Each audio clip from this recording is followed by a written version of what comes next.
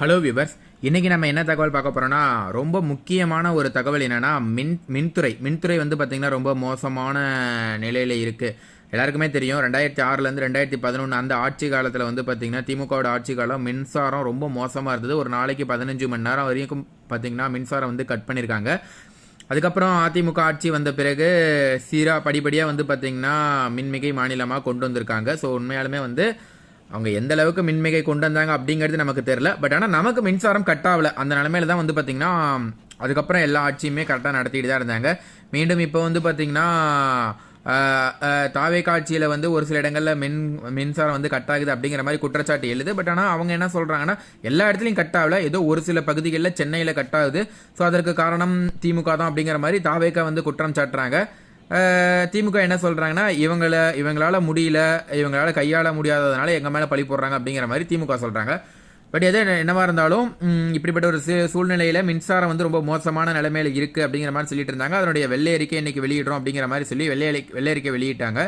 அந்த வெள்ளை அறிக்கையில் கண்டிப்பாக வந்து பார்த்திங்கன்னா நிறைய குற்றச்சாட்டுகள் வச்சுருந்தாங்க. அதில் வந்து செந்தில் பாலாஜி அவர் தான் மின்சாரத்துறை அமைச்சராக இருந்தார். அவர் என்ன சொல்லியிருக்காரு அந்த வெள்ளை அறிக்கையை பார்த்துட்டு அப்படிங்கிறத வாங்க இந்த வீடியோவில் பார்க்கலாம்.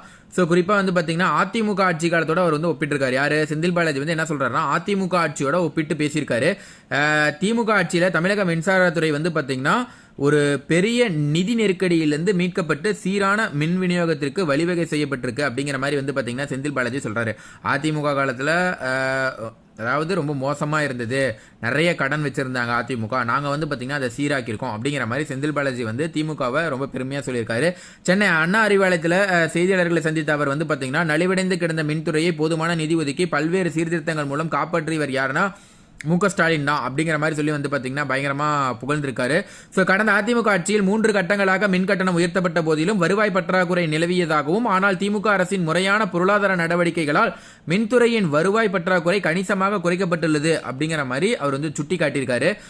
அதிமுகவில் வந்து பார்த்தீங்கன்னா நிறையா விஷயங்கள் கோல்மால் பண்ணியிருக்காங்க, அதெல்லாம் நாங்கள் சரி பண்ணது இந்த திமுக ஆட்சி தான் அப்படிங்கிற மாதிரி அவர் சொல்லியிருக்காரு. திமுக அரசின் சிக்கன நடவடிக்கைகளின் காரணமாக மின்துறையின் வருவாய் பற்றாக்குறை 58,000 கோடி ரூபாயிலிருந்து 34,000 கோடி ரூபாயாக குறைக்கப்பட்டுள்ளது என்று அவர் வந்து சொல்லியிருக்காரு. யார் முன்னாள் அமைச்சர் சொல்லியிருக்காரு செந்தில் பாலாஜி. இதன் மூலம் ஆண்டுக்கு 1,200 கோடி ரூபாய் வட்டி பணம் மிச்சப்படுத்தப்பட்டுள்ளதாகவும் தெரிவித்துள்ளார். கடந்த 5 ஆண்டுகளில் மின்துறையின் வருவாய் 1.77 லட்சம் கோடி ரூபாயாக உயர்ந்திருப்பதை சுட்டிக்காட்டிய அவர், இந்த வருவாய் உயர்வு வெறும் கட்டண உயர்வால் மட்டுமே சாத்தியமாகவில்லை, மின்துறையில் கொண்டு வரப்பட்ட கட்டமைப்பு சீர்திருத்தங்களாலேயே சாத்தியமானது அப்படிங்கிற மாதிரி சொல்லியிருக்காங்க. அது என்னன்னா, இந்த வருவாய் உயர்வு இருக்குது பார்த்தீங்கன்னா, இது நாங்கள் கட்டணத்தை வந்து உயர்த்திட்டு அதனால் கொண்டு வரலைங்க, நிறைய நல்ல சீர்திருத்தங்கள் கொண்டு வந்தோம், அதன் மூலம் எங்களுக்கு வந்து பார்த்திங்கன்னா இந்த மாதிரி லாபம் கிடைச்சிருக்கு அப்படிங்கிற மாதிரி சொல்லியிருக்காங்க. லாபம் கிடைக்கல, நட்டத்துலேருந்து கொஞ்சம் கம்மி பண்ணியிருக்கோம். 54,000 கோடி இருந்த விஷயத்தை வந்து நாங்கள் வந்து 34,000 கோடி ரூபாயாக குறைக்கப்பட்டிருக்கு, பற்றாக்குறையை குறைச்சிருக்கோம். ஸோ அதனால் வந்து பார்த்திங்கன்னா நமக்கு ஒரு 1,200 கோடி ரூபா கடன் தள்ளுபடி, அப்பயும் நமக்கு 34,000 கோடி பற்றாக்குறையாக தான் இருக்குது. ஓகேங்களா? ஸோ தாவேகா அரசு அண்மையில் வெளியிட்ட வெள்ளை அறிக்கை குறித்து கடுமையான விமர்சனங்களை வந்து பார்த்திங்கன்னா செந்தில் பாலாஜி வச்சிருக்காரு. இந்த அறிக்கையில் உள்நோக்கத்தோடு தயாரிக்கப்பட்டிருக்கு இந்த அறிக்கை, அதாவது திமுகவை குற்றம் சாட்டணும் அப்படின்னே பார்த்தீங்கன்னா அவங்க தயாரிச்சிருக்காங்க. அதிமுக ஆட்சியில் வாங்கப்பட்ட கடன்களுக்கு திமுக அரசு வட்டி செலுத்திய விவரங்கள் போன்ற பல முக்கியமான தகவல்களில் இந்த வெள்ளை அறிக்கையில் இல்லை, எல்லாமே இருட்டடிப்பு மறைச்சு வச்சுட்டாங்க. அதிமுக ஆட்சி காலத்தில் வாங்கின விஷயத்தை தான் திமுக வந்து பண்ணாங்க, அதையே சொல்லலை அப்படிங்கிற மாதிரி வந்து பார்த்தீங்கன்னா அவர் வந்து சொல்லியிருக்காரு. மேலும் தாவேகா அரசு தற்போது வழங்கியுள்ள பணி நியமன ஆணைகள் கடந்த ஆகஸ்ட் மாதமே திமுக ஆட்சியில் தேர்வுகள் நடத்தப்பட்டு இறுதி செய்யப்பட்டவை என்றும், திமுக அரசின் உழைப்பிற்கான பணி ஆணையை தான் தற்போது விஜய் வழங்கியுள்ளார் அப்படிங்கிற மாதிரி வந்து பார்த்தீங்கன்னா அவர் வந்து பேட்டி கொடுத்துருக்காரு. நேற்று வந்து நம்ம பார்த்துருப்போம், அவர் வந்து பணியாணை 400 பேருக்கு மேலே ஒருத்தரை நின்று வந்து அவர் வந்து பணியாணை கொடுத்துருந்தாரு. அதை பார்த்துட்டு எல்லாருமே பாராட்டி இருந்தாங்க.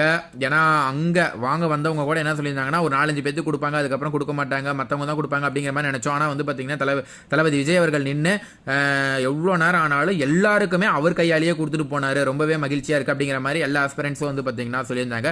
ஸோ இது குறித்து உங்களோட தனிப்பட்ட கருத்து என்ன அப்படிங்கிறத கீழே கமெண்ட்டில் பதிவு பண்ணுங்கள். மின்சாரத்துறை குறித்து உங்களோட தனிப்பட்ட கருத்து என்ன அப்படிங்கிறத கீழே கமெண்ட்ல பதிவு பண்ணுங்க. தாவேகா அரசு கரெக்டாக பண்றாங்களா இல்லையா, உங்களோட தனிப்பட்ட கருத்து என்ன அப்படிங்கிறத கீழே கமெண்ட்ல பதிவு பண்ணுங்க. இந்த தகவல் உங்களுக்கு பிடிச்சிருந்துச்சுன்னா மறக்காம லைக் பண்ணுங்க. இதே போல பல தகவல் தெரிஞ்சுக்கொள்ள நம்ம சேனலை உடனடியாக சப்ஸ்கிரைப் பண்ணுங்க.